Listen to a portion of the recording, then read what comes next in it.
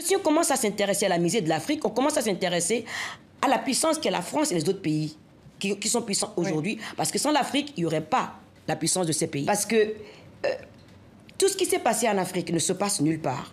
Le continent africain est le continent encore d'aujourd'hui de tous les fantasmes et toutes les choses négatives que les gens ont envie de nous envoyer. Personne ne nous perçoit comme des êtres humains ayant droit au bonheur, ayant droit à une vie digne.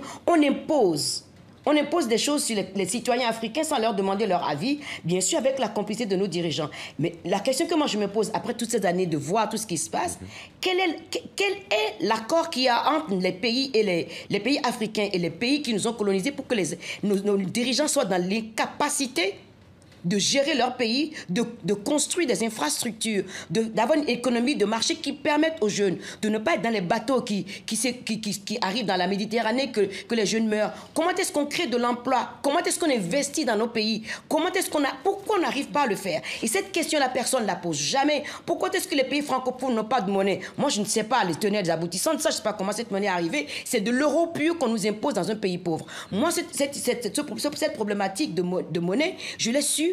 Je l'ai vécu directement. Mon père qui a travaillé pendant 45 ans à la Poste, il n'a jamais été hors la loi. Il a toujours fait les trucs réglo. Mon père, il est réglo. Ce qui doit être fait, doit être fait. Il a sa retraite. Il y a quelques années de ça, la France a décidé de dévaluer le CFA. Et qu'est-ce qu'il arrive?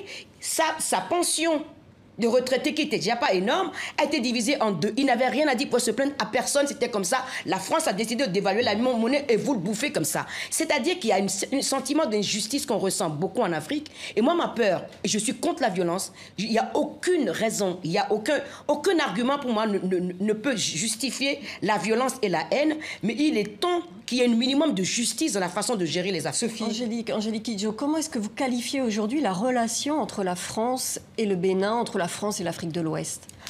On est toujours dans une relation pas d'égalité. On ne parle pas d'ego à ego. Parce que, bon, mais si on parlait d'ego à ego, moi, j'aurais des comptes à demander sérieusement à tous les dirigeants des pays francophones de l'Afrique de l'Ouest. Parce qu'il n'y a rien qui est fait pour l'éducation, pour la route, pour la santé, pour les routes.